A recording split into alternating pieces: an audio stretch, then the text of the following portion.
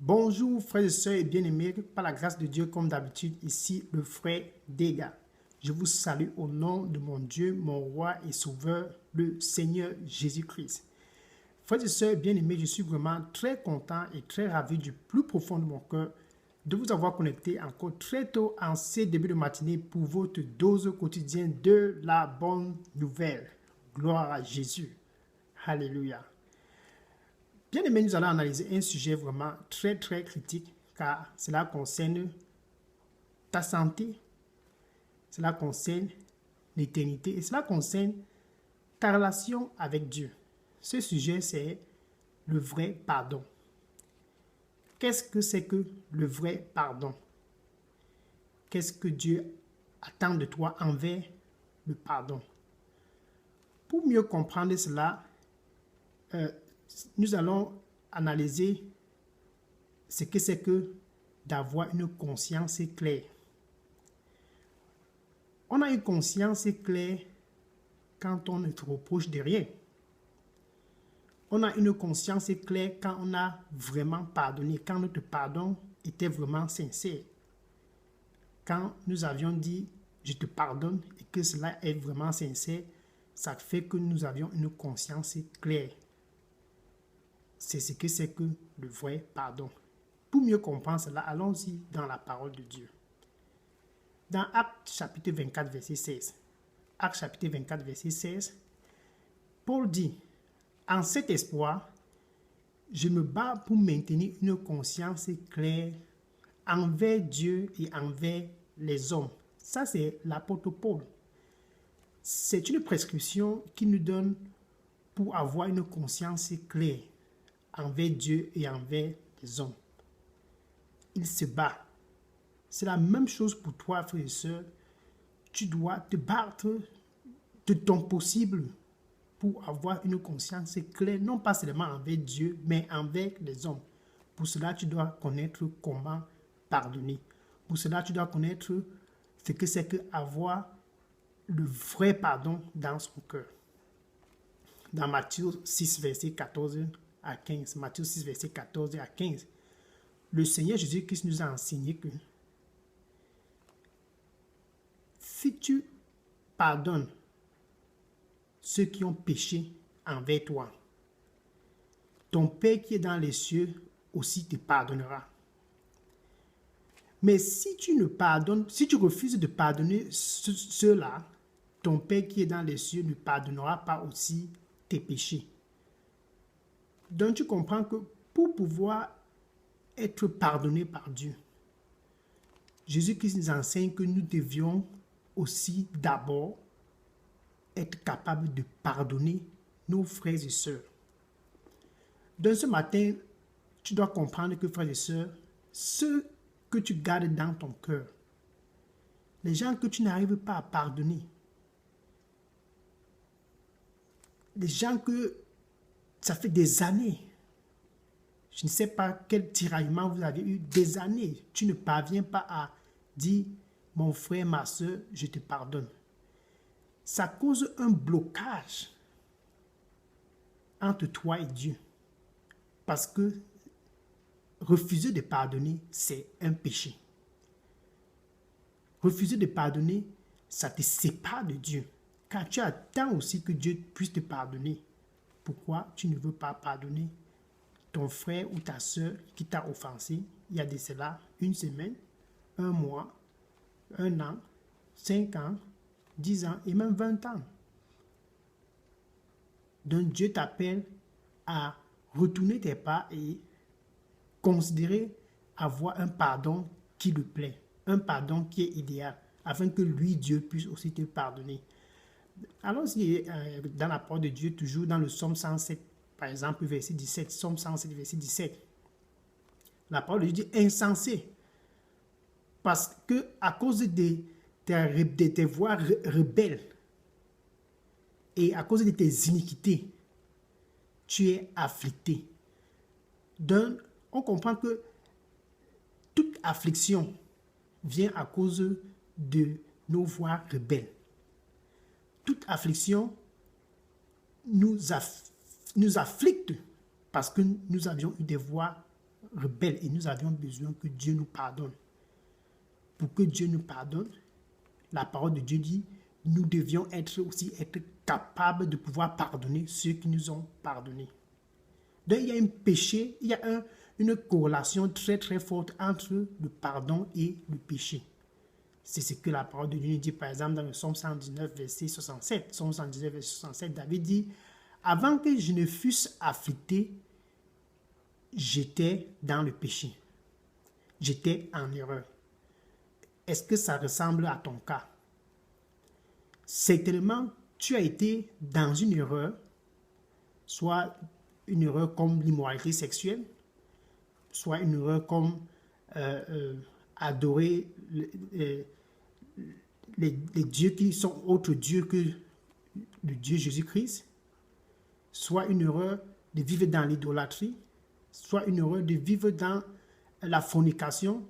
En fait, tu étais dans l'erreur. C'est la raison pour laquelle tu es afflicté. Et tu demandes pardon à Dieu pour qu'il puisse te nettoyer de ces péchés et pour qu'il puisse oublier ces péchés. Mais pourquoi tu ne veux pas aussi pardonner quelqu'un qui t'a offensé dans ton lieu de service? Quelqu'un qui t'a offensé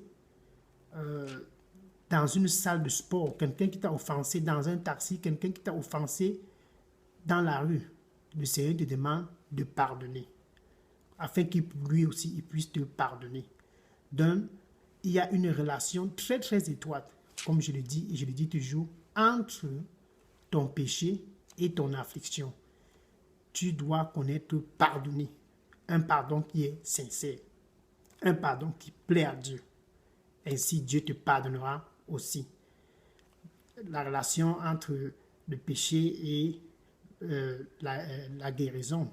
Par exemple, dans Jacques chapitre 5, verset 16, Jacques chapitre 5, verset 16, il dit, confesse tes péchés afin que tu puisses être guéri. Donc, quand tu confesses tes péchés, si tu n'as pas auparavant pardonné, tu ne peux pas être guéri. Pour pouvoir retrouver une guérison effective, tu dois d'abord auparavant avoir pardonné. Tu dois avoir une conscience claire envers Dieu et une conscience claire envers les hommes, afin que Dieu puisse te pardonner. Quand je dis une conscience claire, ça veut dire que tu as pardonné ceux qui t'ont offensé aussi. Car Jésus-Christ nous dit dans Marc chapitre 11, verset 25, par exemple, Marc chapitre 11, verset 25, il dit, « Et quand tu te tiens debout pour prier, si tu as quelque chose contre quiconque ce soit, pardonne-lui, afin que ton Père puisse aussi te pardonner. » C'est Jésus-Christ toujours qui parle dans Marc 11, verset 25. Donc, quand tu viens à Dieu pour prier concernant tes finances, concernant ta santé, concernant ton mariage, et tu es vraiment sincère dans cette prière, mais tu te demandes pourquoi Dieu ne répond pas, pourquoi ça traîne. Le Seigneur te pose cette question ce matin, frères et sœurs qui m'écoutent en ce moment. As-tu aussi déjà pardonné ton voisin parce qu'il t'a mal parlé? As-tu aussi déjà pardonné ton frère ou ta sœur qui t'a offensé auparavant? Si tu n'en as pas déjà pardonné, ces gens-là, lui aussi Dieu ne pourra pas te pardonner. C'est une loi spirituelle que Dieu a placée. Pour qu'il puisse te pardonner, tu dois être capable de pouvoir aussi pardonner ceux qui t'ont offensé. Et ton pardon doit être sincère et non un pardon faux. Parce qu'il y a des pardons faux. Il y a des pardons qui ne sont pas du plus profond de ton cœur. Des pardons faux, par exemple, dans la parole de Dieu, dans 1 Samuel chapitre 24, verset 16 à 22. 1 Samuel chapitre 24, verset 16 à 22. On voit un peu David quand il fuyait Paul, et puis il fuyait le roi Saul. Il a parlé à un moment donné, au point où le roi Saul s'est mis à pleurer et il a confessé, il a demandé à David de lui pardonner, qu'il ne va plus le poursuivre pour le tuer. Il a même pleuré. Donc, ce n'est pas parce que tu pleures que on va dire que tu as vraiment pardonné. Non, les pleurs ne veulent rien dire. Tu peux pleurer que tu n'as pas été vraiment sincère dans ce pardon. Comme Saul, tu peux pleurer. Mais ce sont des pleurs, comme on dit, des larmes de crocodile. Donc, ton pardon doit être sincère. Ce pardon que le roi Saul demandait à David était faux.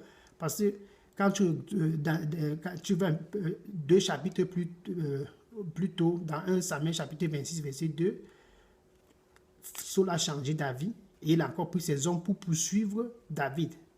Pourquoi? Parce que le pardon qu'il a demandé à David dans 1 Samuel chapitre 24, verset 16 à 22 était un faux pardon. C'était un faux pardon.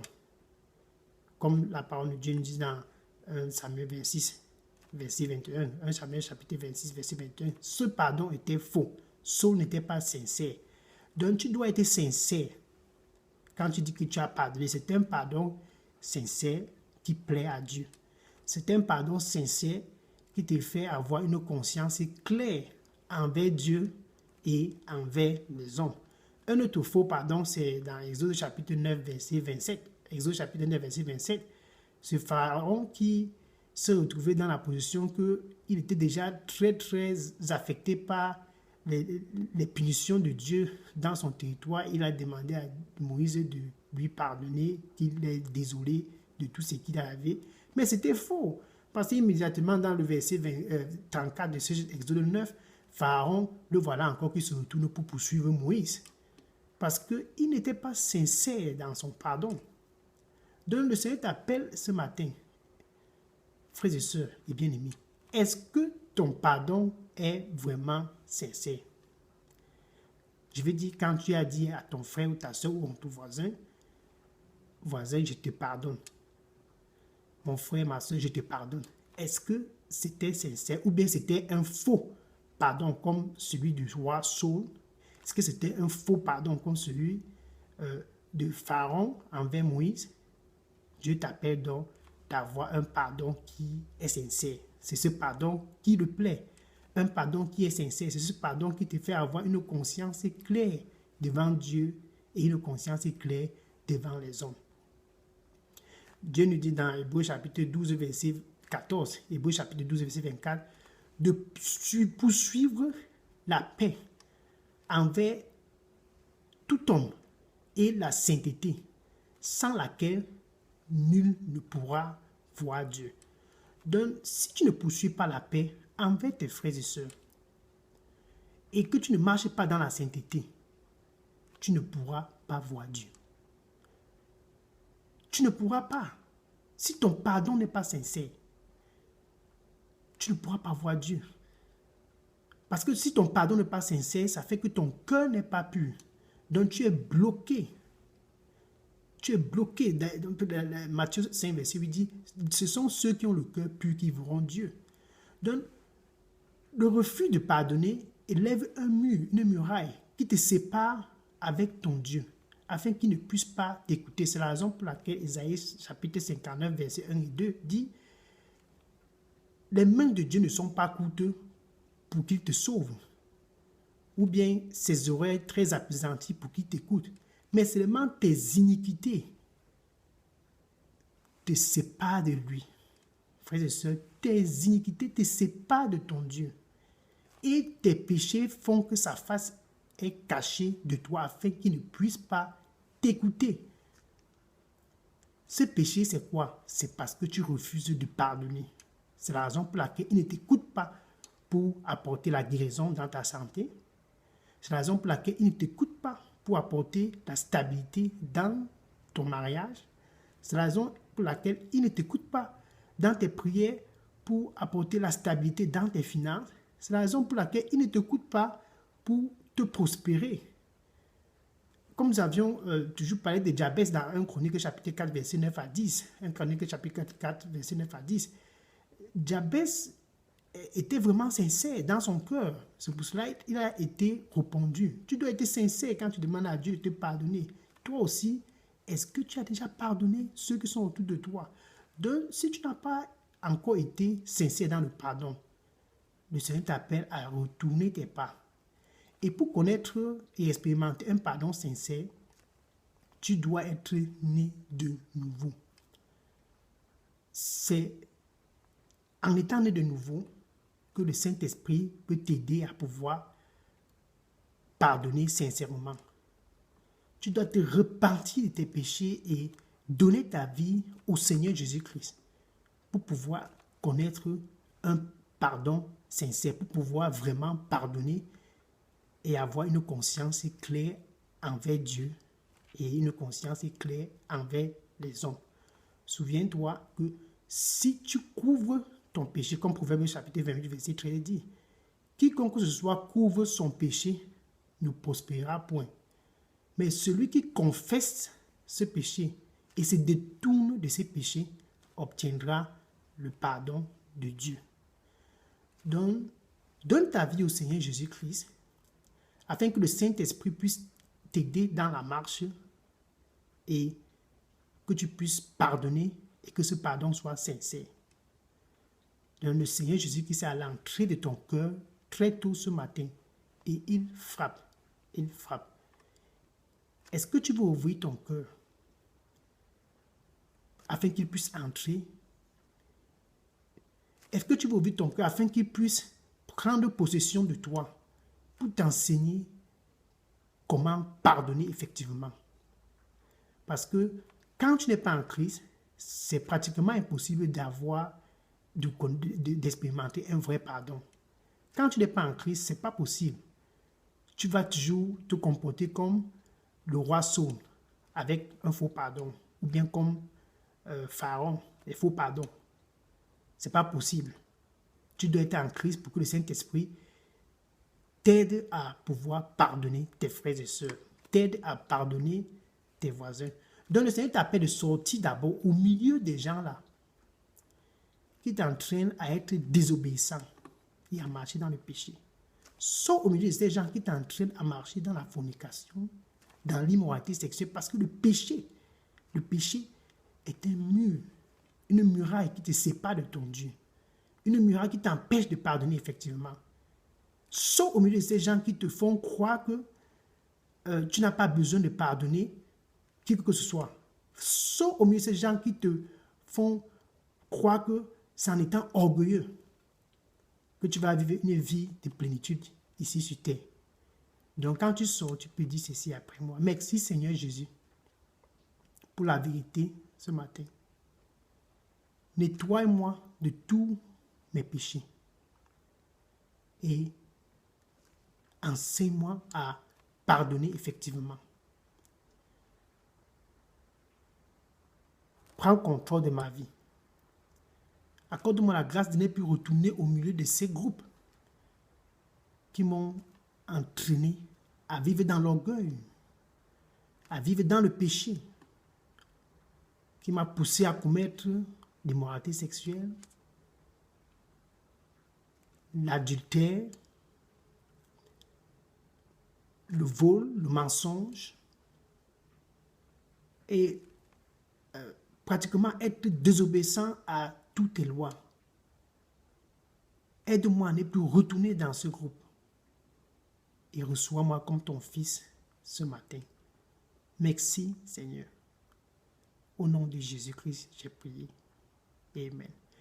Frères et sœurs, c'est vraiment très très important ce que tu viens de faire. Donner ta vie à Jésus-Christ. Car ça va impacter non pas seulement toi, mais ta génération à venir. Et le Saint-Esprit va t'aider à pardonner vraiment. D'avoir un pardon qui plaît à Dieu. Le Saint-Esprit t'aidera à expérimenter cela. Parce que maintenant, tu es né de nouveau. Et quand le Saint-Esprit va t'aider, c'est comme ça que tes prières seront maintenant répondues pour ta santé, répondues pour ton mariage, répondues pour tes finances, répondues pour tes affaires, répondues pour ton éducation, répondues en fait dans tout ce que tu désires. Donc sois béni et sache que Jésus t'aime. Sache que Dieu t'aime. Je t'aime avec l'amour de Dieu. Au nom de Jésus. Amen. Sois béni.